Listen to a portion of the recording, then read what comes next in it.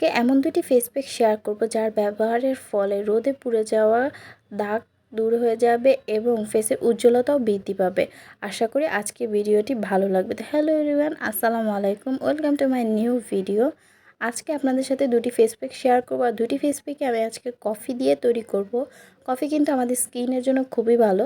তো প্রথমে একটি স্ক্রাব তৈরি করে নেব, যার জন্য এক প্যাকেট আমি নিয়ে নিলাম কফি আর দিয়ে দিলাম 1 চা চামচ চিনি আর সামান্য একটু নারকেল তেল।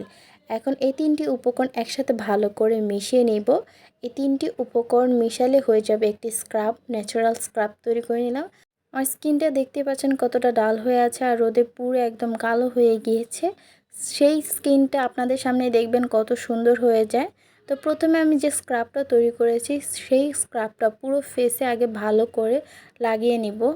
পুরো ফেসে স্ক্রাব লাগানো হয়ে গেলে এখন সেই স্ক্রাব আমি ফেসে ভালো করে ম্যাসাজ করব।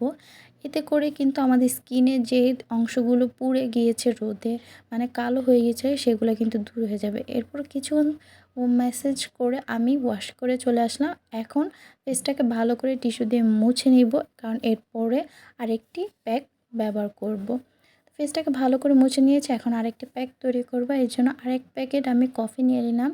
এর মধ্যে দিয়ে দেব এখন 1 টেবিল চামচ মধু। এখন কফি আর মধু ভালো করে মিশিয়ে নিব। এই প্যাকটি ব্যবহার করার ফলে আমাদের ফেসের উজ্জ্বলতা কিন্তু বৃদ্ধি পাবে আর ফেসটাও খুবই সফট হয়ে যাবে। এখন পুরো ফেসে আমি ফেস প্যাকটি ব্যবহার করে নিব। পুরো ফেসে ফেস প্যাকটি ব্যবহার করে 5 মিনিট ওয়েট করে নিব ফেস প্যাকটি শুকানোর জন্য।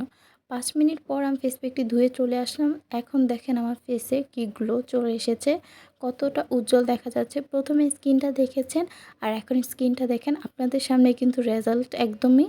তো আশা করি আজকে ভিডিওটি ভালো লেগেছে। নতুন নতুন এরকম ভিডিও পেতে আমার পাশেই থাকুন। আল্লাহ হাফেজ।